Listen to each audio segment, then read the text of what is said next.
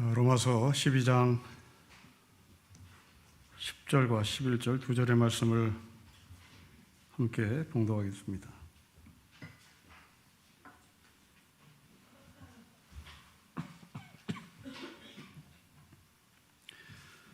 아, 12장 10절 11절 말씀입니다. 우리 함께 읽겠습니다. 시작. 형제를 사랑하며 서로 위하고 존경하기를 서로 먼저 하며 부지런하여 게으르지 말고 열심을 품고 주를 섬기라. 아멘. 바울은 형제를 사랑하라고 말씀합니다. 여기에 대해서 어떤 누구도 우리는 토를 달고 싶은 사람은 없을 겁니다. 우리는 교회 안에서 형제요, 자매라고 부르기 때문에 그렇습니다. 그 형제를, 그 자매를 사랑하라고 말하는데 어떤 누가 토를 달겠습니까? 그러나 바울이 왜 형제를 사랑하라고 했는지, 대체 이 형제는 누구인지가 궁금합니다. 우리가 교회 안에서 형제요, 자매라고 부르는 성경적 근거는 하나님을 아버지라고 부르기 때문에 그렇습니다. 하나님을 아버지라고 부르게 된 근거는 예수의 피와 살이 내 몸 안에 있을 뿐만 아니라 옆에 있는 지체에게도 동일하게 있기 때문입니다. 내 안에 있는 그 예수님, 바로 그분은 하나님의 아들입니다. 그로 인해 우리도 하나님의 자녀가 되었고 예수 그리스도의 피로 말미암아 우리는 한 몸이 되었고 한 지체가 되었고 한 형제가 되어서 우리는 교회 안에서 형제요 자매라고 부르는 것입니다. 이게 성경적 근거입니다.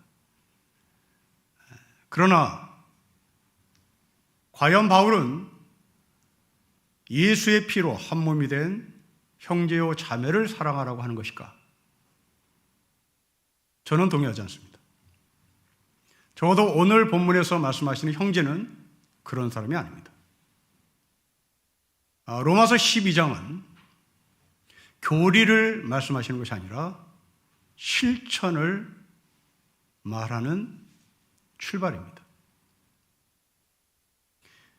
예수의 피로 한 몸 된 형제요 자매, 이것은 신분입니다. 우리가 하나님을 아버지라 부르는 것, 호적에 올라간 것입니다. 신분입니다. 그러나 바울은 오늘 형제를 사랑하라고 했던 이 형제는 신분의 차원에서의 형제가 아니라 우리가 이미 나눴던 악을 미워하는 형제입니다. 실천입니다. 교리상의 형제가 아니라 실제 삶에서 악을 미워하는 그 형제들을 사랑하는 것입니다. 여러분은 호적을 갖고 계십니다. 그 호적에 여러분들의 형제 자매가 있습니다. 신분입니다.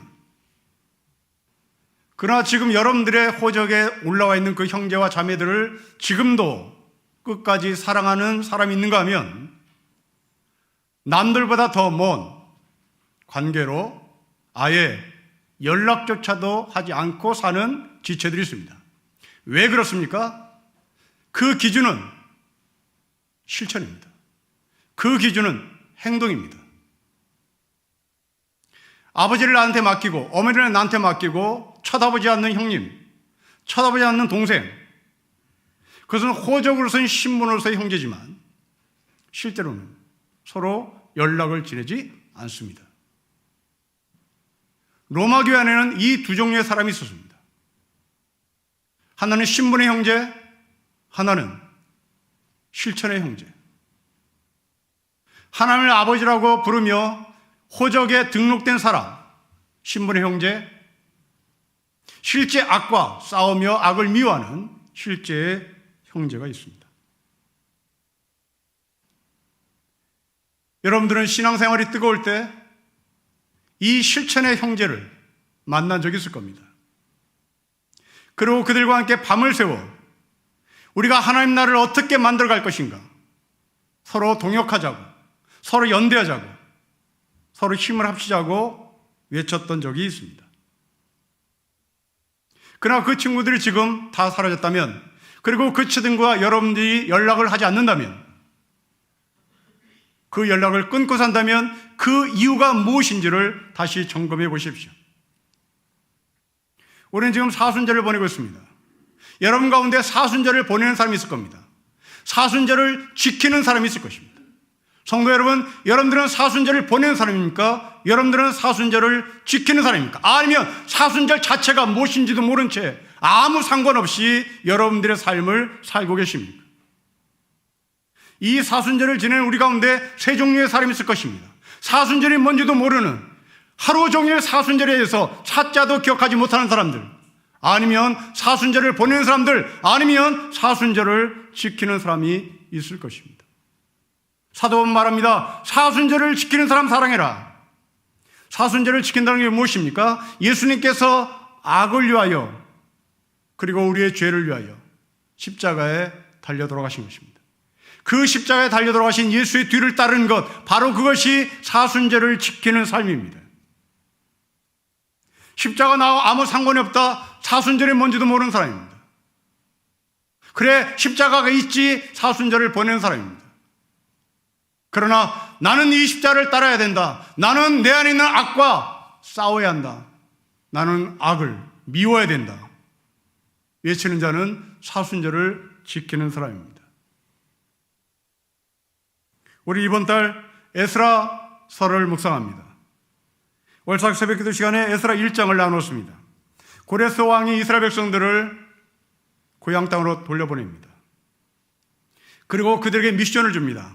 당신들은 당신들의 고향에 가서 예루살렘에 가서 예루살렘 성전을 건축하세요, 재건하세요라고 부탁을 합니다. 이방인 고레스 왕이 자기네 신전을 지으라고 명령한 것이 아니라 이스라엘 백성들의 하나님 여호와 하나님의 성전을 예루살렘에 가서 다시 재건하세요라고 부탁을 합니다.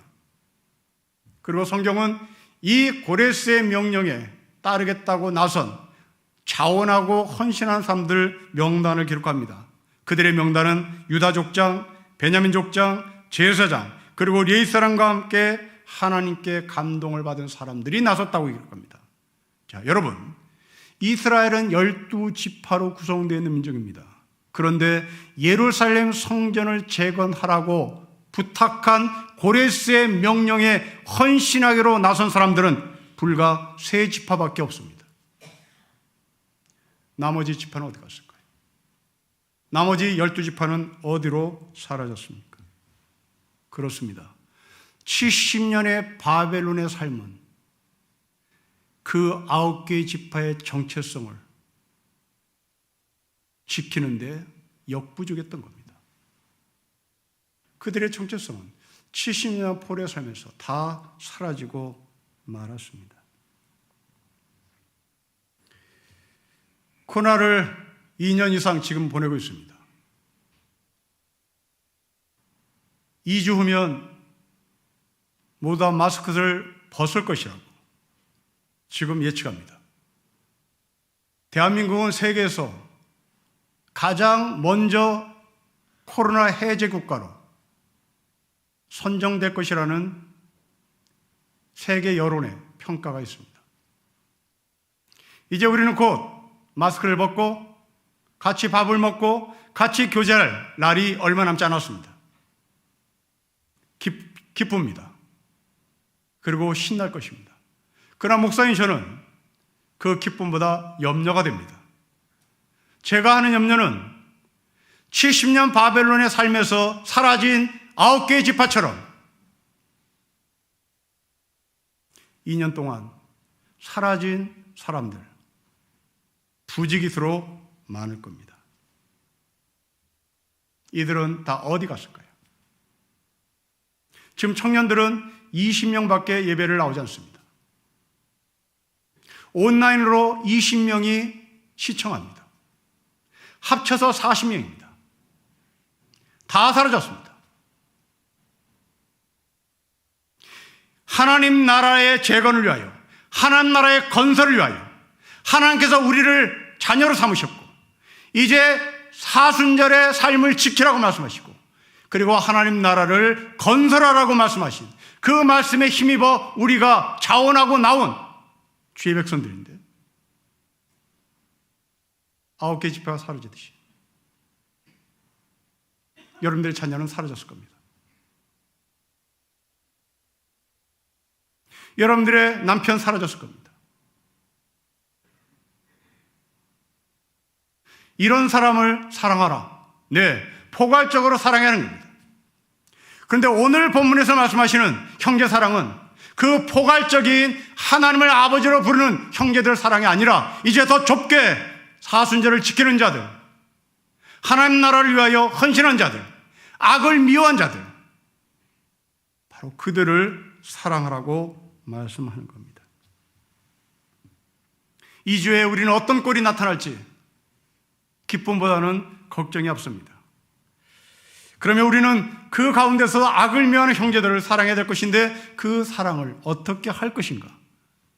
바울은 그 방법을 우리에게 말씀합니다. 여러분 10절 보십시오. 우리 같이 읽겠습니다. 시작. 형제를 사랑하며 서로 우애하고 존경하기를 서로 먼저 합니다. 여러분 바울은 먼저 하라고 말합니다. 요즘 낯선 교인들에게 먼저 다가가서 인사하기는 참으로 어렵습니다. 특히 도시의 교회는 더더욱 힘이 듭니다. 자칫 오해를 살 수 있기 때문에 그렇습니다. 내가 먼저 선뜻 나가면 혹시 저 사람 신천지가 아닐까라는 오해도 받기 쉽습니다. 더군다나 낯을 많이 가린 사람은 선뜻 먼저 가서 사랑합니다 말하기가 대단히 어렵습니다. 성경에도 이런 사람이 있었습니다. 요한 사도가 기록한 요한 3서 1장에 보면 디오드레베라는 인물이 나옵니다. 이 디오드레베가 요한 사도를 쳐다보지도 않았습니다. 눈을 마주치지 않았습니다. 요한은 얼마나 서운했던지 디오드레베가 나를 3번씩 안 쳐다봤다. 그러니까 완전히 안 쳐다봤다는 얘기입니다. 한 번도 안 쳐다봤다는 얘기입니다. 얼마나 서운했는지 그 사람의 이름을 기록합니다. 그 사람의 이름은 디오드레베였다. 디오드레베가 나를 한 번도 눈길을 안 주더라. 도대체 이 사람은 누굴까? 성경 주석자들은 대단히 낯을 가린 사람이라고 평가합니다. 이런 성격을 가진 사람은 먼저 사랑해라 어렵습니다. 억지로 해라 저는 동의하지 않습니다. 저는 여러분들이 알다시피 대단히 낯을 많이 가리는 목사 중에 한 사람입니다. 먼저 사랑해라 전 못합니다. 제 성격 자체가 그렇습니다. 그러면 이 먼저라는 이 말이 대체 무슨 말일까요? 본을 보이라는 말로 저는 해석을 하고 싶습니다. 사도 바울은 고린도전서 4장 14절부터 16절에 이런 말씀을 남깁니다. 내가 이런 말을 쓰는 것은 여러분들을 부끄럽게 하려는 것이 아니라 나의 사랑하는 자녀들 같이 훈계하려는 것입니다. 그리스도 안에서 여러분에게는 1만 명의 스승이 있을지 몰라도 아버지는 여럿이 있을 수 없습니다. 그리스도 예수 안에서 복음으로 내가 여러분들을 낳았습니다. 그러므로 나는 여러분에게 권합니다. 여러분은 나를 본받는 사람이 되십시오. 먼저 하라는 것은 앞서간다는 얘기입니다. 본을 보이라는 얘기입니다. 낯을 많이 가는 사람이 그 성격을 고쳐서 먼저 사랑하는 것은 네, 1000만 번, 10,000만 번 우리는 환영합니다. 그러나 천성은 바꿀 수가 어렵습니다.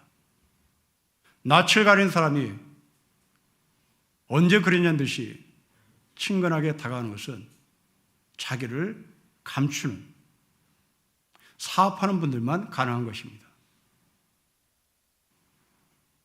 정직하지 못한 겁니다. 솔직하지 못한 겁니다. 먼저라는 것은 남에게 모범이 부는 것이고 내가 먼저 본이 되라고 말씀하는 것으로 해석해도 좋겠습니다. 최근에 장애인들이 자신들의 이동권의 권리를 위하여 아침에 출근하는 지하철에서 시위를 벌이고 있습니다. 아침에 출근하는 여러분들 대단히 불편함을 느꼈을 것입니다. 그러나 여러분, 이분들의 투쟁 때문에 노인들이 타고 다니는 엘리베이터가 만들어진 것입니다. 이들의 투쟁입니다. 20년 동안 투쟁하면서 얻어진 결과입니다. 나라가 나이 든 노인들을 위하여 이동권을 편리하게 만들기 위한 엘리베이터가 아니었습니다. 이 장애인들이 만들어 달라고 외쳐서 얻은 결과입니다. 우리는 그들에게 큰 혜택을 받은 겁니다. 그런데 한 정당의 대표가 아침 출근한 그 시민들 앞에 투쟁하는 장애인들을 향해서 시민들의 아침을 볼모로 잡고 있다라고 신란했습니다. 저는 이 말 듣고 제 귀를 의심했습니다. 정말? 그 30대 젊은이가 하버드 대학 나왔다며? 정당의 대표가 30대 젊은이, 하버드 출신, 한 정당의 대표, 앞으로 대통령이 되고 싶다는 사람, 이 사람이, 그런데 사실이었습니다. 여러분, 이 사람이 한 말을 두 가지를 시작합시다. 시민의 출근에 볼모로 잡고 있다. 여기서 이 시민은 서울 시민일 것입니다. 이 사람은 서울 사람만 시민인 겁니다. 그리고 그 사람 가운데 장애인이 아닌 사람만 시민인 겁니다. 여러분, 이 사람의 이야기를 논리로 비약하자면 히틀러가 똑같았습니다. 히틀러는 독일 아이들 가운데 장애인들을 죽였습니다. 우월한 게르만인, 우월한 우리 게르만족, 이 게르만족의 얼굴에 먹칠하는 장애인들을 죽여라. 동영상은 그대로 남아있습니다. 그 초등학교 아이가 죽어가는 장면을 그대로 누군가가 촬영해 놨습니다. 그리고 여러분들이 쉽게 그 영상을 찾아볼 수 있습니다. 그 아이는 지적장애였습니다. 이 사람의 논리를 비약하자면 아침 시민들의 출근길을 불편하게 만들고 볼모를 만드는 것이라면 없어져야 될 마땅한 거죠. 여러분, 이런 사람이 대통령이 된다면 히틀러 같은 결정을 하지 말라는 법이 어디 있겠습니까? 그런데 이 사람은 앞으로 대통령이 되고 싶은 사람입니다. 여러분, 권력을 손에 쥐기 전에 인격이 먼저 돼야 되는 겁니다. 시민들 앞에 본이 되어야 하는 겁니다. 장애인을 사람으로 보는 눈을 키워야 될 것 같습니다. 브라더스 키퍼라는 사회적 기업이 있습니다. 조경사업을 하는 회사입니다. 이 회사의 대표는 보육원, 소위 고아원 출신입니다. 만 18세가 되자 보호종료 아동으로 분류되어 보육원을 나옵니다. 아무도 맞아주는 곳이 없는 세상에 내팽개친 이 사람은 6개월 동안 쓰레기를 뒤지며 노숙 생활을 시작합니다. 어렵사리 재워주고 먹여주는 이 식당에 일자리를 얻었습니다.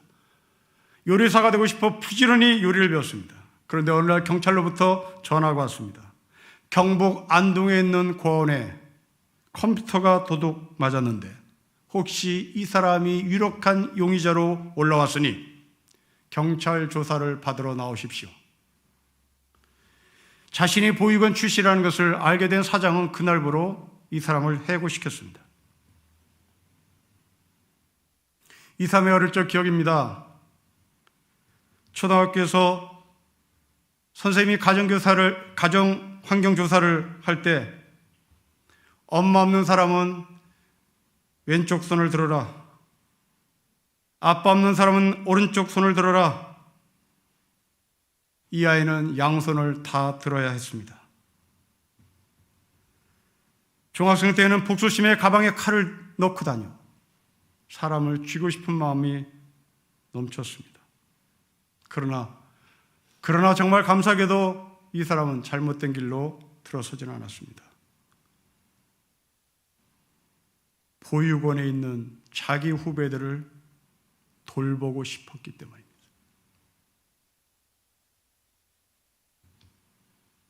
그 마음을 실천하고 싶었습니다.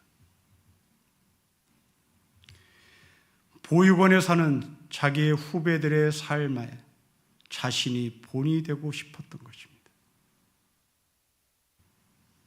하버드 출신, 고아원 출신, 대통령이 되고 싶은 사람의 인격, 고아원 자기 후배들에게 본이 되고 싶은 사람의 인격. 성도 여러분, 여러분들은 어떤 자식을 키우고 싶습니까?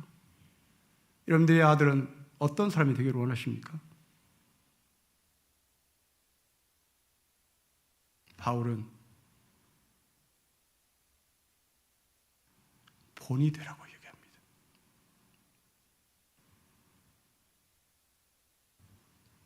하나님을 사랑하는 사람은 이웃사랑의 삶을 보이는 것입니다. 낯선 사람을 자기 집으로 초대했던 아브라함의 삶이 우리의 본보기가 될 것입니다.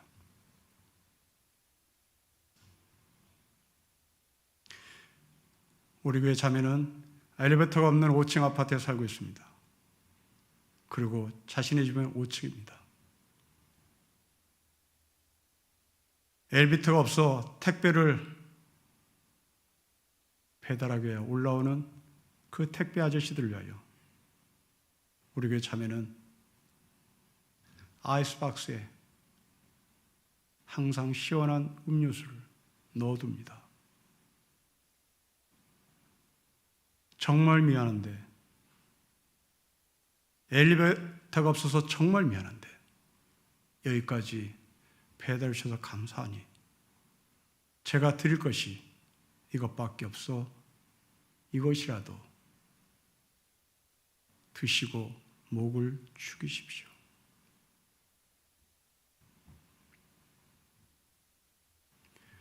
우리가 할 수 있는 영역에서 삶입니다. 먼저 하라. 본이 되라. 그리고 실천하라.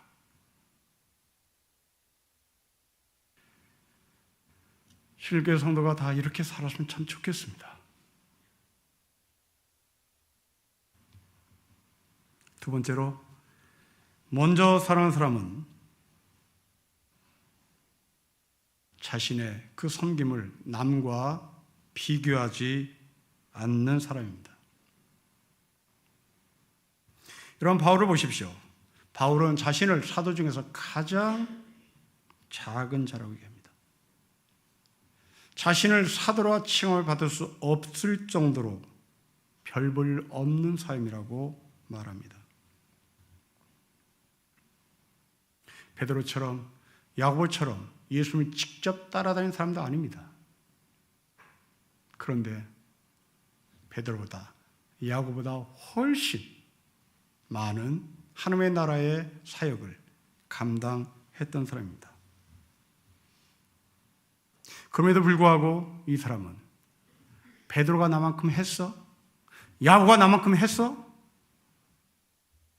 그렇게 비교하지 않았습니다. 또한 예수의 뒤를 3년 반 동안 따라다닌 베드로와 야고 앞에 본인은 절대 주눅 들지도 않았습니다. 형제 사랑을 자기가 할 수 있는 한도 내에서 남의 눈치를 보지 않고 뚜벅뚜벅 했던 것입니다.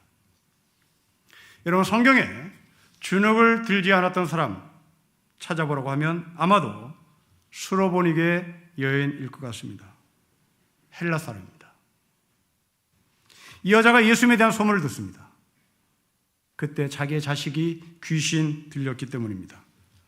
예수님이 어느 집에 계신다는 소식을 듣고 단걸음에 달려갑니다. 그리고 예수님을 자기 집에 초대하겠다고, 나를 불쌍히 해달라고 간청합니다. 예수님은 이 여인의 간청을 일단 거부하죠. 예수님이 거절하신 이유는 이 여자가 이방 여자였기 때문입니다. 그러자 여자는 물러서지 않습니다. 그리고 말합니다. 네, 나 이방 여자입니다. 그런데 상 아래 개들도 아들이 먹던 음식 부서기를 먹습니다. 나는 당신이 던져주는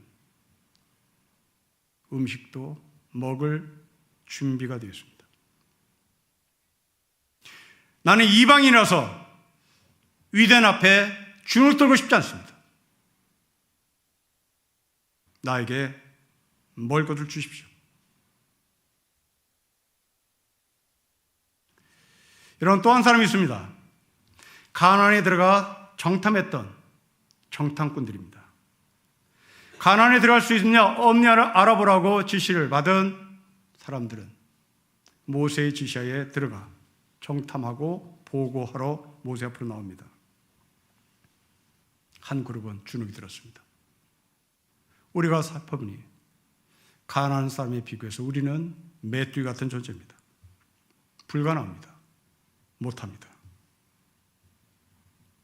그러자 한쪽에 여호수아와 갈렙은 맞다, 힘들다. 그러나 하나님이 함께 하시면 우리는 할 수 있다라고 보고합니다. 주눅이 드느냐?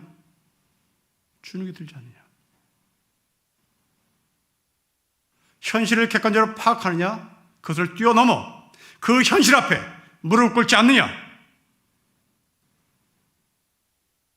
이것이 세상을 살아가는 힘입니다. 이만 사르트라는 철학자가 인생은 B와 D 사이에 C가 있다라고 얘기했습니다. 당연하죠. A, B, C, D. B와 D 사이에 C가 있는 거죠. 그러나 사르트르가 한 말은 심오합니다. B는 출생 머스입니다. D는 죽음 데드입니다. 머스와 데드 사이에, B와 D 사이에 C가 있다. 그 C는 초이스입니다. 선택입니다. 우리가 삶을 살아가며 죽음에 이르는 그날까지 우리가 선택해야 될 것이 있습니다. 주눅 들지 않는 쪽으로 선택하는 겁니다. 기죽지 않는 쪽으로 선택을 하는 겁니다. 기죽는 쪽으로 선택을 해버리면 결국 우리는 절망합니다. 절망은 죽음에 이르는 병입니다. 절망은 반드시 죽습니다. 조울증을 앓고 있는 한 사람이 있었습니다. 대학생 때 자신이 이 병을 앓고 있다는 것을 알았습니다. 여러분, 조울증은 거의 다 자살에 들어갑니다. 아주 무섭습니다. 늘 죽고 싶다는 마음, 그 마음이 이 사람을 지배했습니다. 그런데 이 사람이 왜 자신이 이 병을 갖고 있었는지 그 원인을 알았습니다. 자기 집안에 가족력이 있다는 것을 알았습니다. 그 이후로부터 이 사람은 하나님의 은총을 기다립니다. 비록 내 안에 가족력의 DNA가 있으나 하나님이 나에게 은총을 내리시면 내 안에 하늘의 DNA가 있을 것이다. 하늘의 DNA를 나는 기대한다. 이 사람은 정말 하나님의 은총을 받았습니다. 절대 불가능하다는 이 조울증을 벗어났습니다. 죽음에서 살아있음으로, 절망에서 소망과 기쁨으로 바뀌었습니다. 그리고 자신의 이야기를 책으로 엮었습니다. 책 제목은 바람의 말을 타고입니다. 이것은 조울증의 환자의 임상을 기록한 것이 아니라 조울증을 바라보는 철학의 관점의 책입니다. 아주 독특한 책입니다. 우리는 병 고치기가 급급합니다. 철학의 관점에서 바라보는 시각이 너무나 부족합니다. 이 저자는 자신의 아픔을 철학의 관점에서 조명해 문제 해결을, 대안을 제시했습니다. 여러분, 선택입니다. 내 가족력의 DNA를 선택할 것인가? 하늘의 DNA를 소망할 것인가? 선택입니다. 이어서 바울은 그 형제 사랑을 주님을 섬기는 것으로 연결합니다. 여러분 11절 보십시오. 우리 같이 읽겠습니다. 시작. 부지런하여 게으르지 말고 열심을 품고 주를 섬깁니다. 왜 주를 섬기라고 말했을까요? 그렇습니다. 내가 사랑하는 그 사랑이 자칫 사람들에게 공치사가 될 것이 염려돼요. 바울은 그것이 주를 섬기는 것으로 연결되어야 한다고 말씀합니다. 거듭 말씀드립니다. 사랑은 우리가 쟁취한 것이 아닙니다. 사랑은 내 안에 본능적으로 갖고 있는 것이 아닙니다. 하나님의 사랑은 하나님이 우리에게 주신 은사입니다. 그래서 자랑할 수가 없습니다. 주님의 이름으로 사용할 뿐인 겁니다. 누가복음 17장에 보면 제자들이 예수님께 좋은 믿음을 달라고 간청합니다. 그러자 예수님은 좋은 믿음에 대해서 이렇게 말씀합니다. 좋은 믿음이라는 것은 우리가 명령받은 것을 다 행한 후에 말하기를 우리는 무익한 종이다. 우리가 하여야 할 일을 한 것뿐이라고 말하는 것이다. 이게 좋은 믿음입니다. 구약에 삼손이라는 사람이 있습니다. 한 번도 자신의 소명에 대해서 의심을 해본 적이 없었던 사람입니다. 나시린의 전통대로 술을 마시지 않았고 절대 머리를 자른 적이 없었던 사람입니다. 그런데 이 사람이 무너집니다. 무너진 이유는 무엇이었을까요? 자기를 부르신 하나님이 머릿속에서 사라지고 자신의 머리카락, 거기에서 자신의 능력이 나온다라고 자신했기 때문에 그렇습니다. 결과 삼손은 무너졌습니다. 맷돌을 돌려야 하는 중노동에 시달립니다. 우리가 사랑을 하고 그 사랑한 것에 공치사를 해서는 안 된다는 말입니다. 우리에게 그 사랑을 부어주신 하나님을 자랑해야 합니다. 은사를 사용할 수 있도록 우리를 여기까지 인도하신 하나님 앞에 감사하는 겁니다. 여러분, 잡정경과 명견의 차이가 무엇인지 아십니까? 진돗개와 잡종 진돗개 차이가 무엇인지 아십니까? 진짜 진돗개는 절대 주인 이외에 어떤 누구도 따라가지 않습니다. 그러나 잡종 진돗개는 자기에게 무엇을 주느냐, 그 사람에게 따라갑니다. 그 사람이 개고기 장사든 그 사람이 약장수건 자기에게 먹을 것을 주면 따라가는 것이 잡종입니다. 성도 여러분, 여러분들의 주인은 누구입니까? 여러분들은 명견입니까? 여러분들은 정말 진돗개입니까? 여러분은 정말 하나님의 사람입니까? 아니면 잡종입니까? 여러분들의 주인은 누굽니까?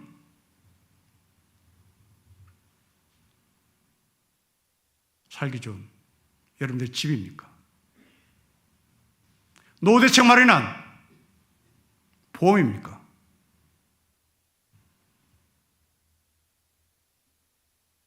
그게 여러분의 주인이라면 그 주인은 개고기 장사로 돌변할 수 있습니다. 그게 여러분의 주인이라면 약장수로 돌변할 수 있습니다. 여러분들의 아버지는 누굽니까? 여러분들의 주인은 누굽니까? 그분을 따라가는 원칙이 세워져 있습니까? B와 D 사이에 날마다 선택해야 되는 상황 속에 놓여진 우리가 나는 하나님을 선택할 거야. 나는 예수의 뒤를 따를 거야. 나는 복음을 신뢰할 거야. 이쪽으로 여러분들이 선택하고 이쪽으로 여러분들이 서 있다면 여러분들은 분명한 명견입니다. 분명한 하나님의 사람입니다. 덧붙여 말씀드립니다. 유능한 목사를 선택하지 마십시오. 유능한 목사를 따라하지 마십시오. 목사가 돌연 개장수가 될 수 있습니다. 목사가 돌연 약장수가 될 수 있습니다. 예수를 따르십시오. 하나님을 사랑하고 하나님을 자랑하고 하나님을 따르는 신일교회 성도가 되시기를 주 이름으로 축복합니다. 기도하겠습니다.